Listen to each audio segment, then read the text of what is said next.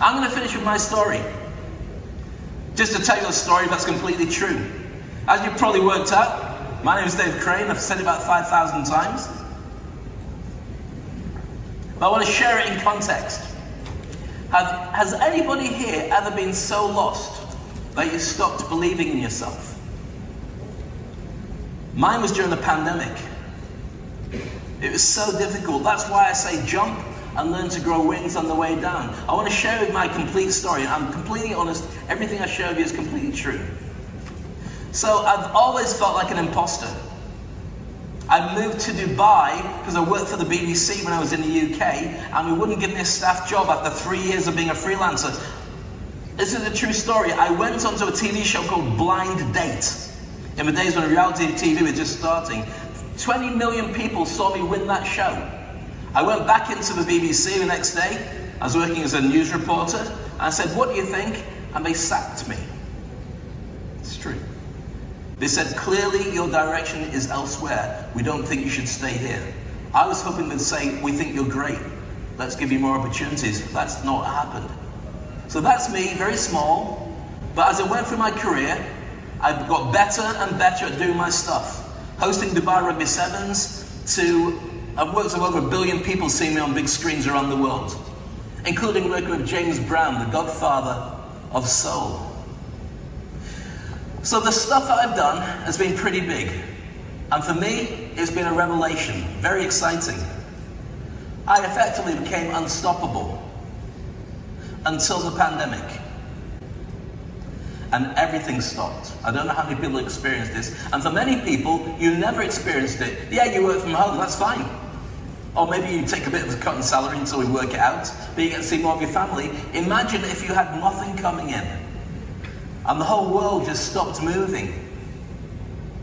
Really scary. That was me. My entire career was based on positioning myself as the best that I could be in entertainment, and nobody wants live entertainment for 2 years. So what do? I had to keep working. I've got a family there, needs feeding, school fees. They're not cheap. Rent, cars, dogs to look after, and your mental well-being is part of that challenge as well. So after 2 years of making it work, eventually an event came up. And I was offered, in fact I knocked on doors to get the door opened, the World Club Cricket, the T20 ICC cricket. Did anyone see that on TV? Because there's something like 1.3 billion people watched it, but none in this room again. You're going to go home and Google Spider-Man as I see we left it, and Darth Vader, forget it. So that was me. The challenge was being able to go on stage and learn to do cricket. Cricket's not my sport. Doesn't matter, I've done rugby and football, but I had to be there to do it. But this is what it looks like when you are at a cricket match. If this starts, then we'll see. No, it didn't start. Thank you. None of my videos played. Did you pour water over? Doesn't matter. Okay, so that night, after doing my first cricket match, 4:30 in the morning on October the 21st, 2021, I'm getting back into it. I've got about 8 matches to go. Done my first one, it's kind of okay. The phone rang at home. My wife said, "That's a home phone." I thought, nobody rings that. So I picked it up. Hello, 4:30. And it was St. Mary's Hospital in Leeds in the UK. And the doctor said, "Your dad's got COVID, he's gonna die." There's nothing we can do. He's got complications anyway. We've given as much oxygen as we can do. He's not gonna make it. Can you ring around your family and friends and get them there? So I rang my family. For them in the UK, it's 1:30 in the morning. And I got a nurse who had Zoom on her phone to be able to get me to say goodbye to my dad. And shortly after, he was gone.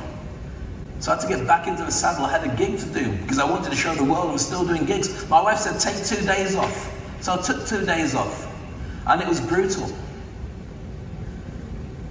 But then I went back to work because I had to make it work. And I got Max to do the rest of my gigs. What's a life lesson for this? Life lesson for me, it's not what happens to you, it's what you choose to do next. You've got AI, you've got other challenges, things that are going to hit you, things you've not even thought about. But prepare for them. And when they come, think big and get the solutions that you need to make them work. So what did I do? Well, first of all, I decided that I'd teach everybody to become unstoppable. So if you follow what I shared with you today, you'll be unstoppable too. Give yourselves a round of applause for being unstoppable. And the other thing I did was I created a thing called the Industry Icon Program, when I showed people around the world how to position themselves as the best in their industry and grow their brand, and create a community so nobody should ever be on their own ever again.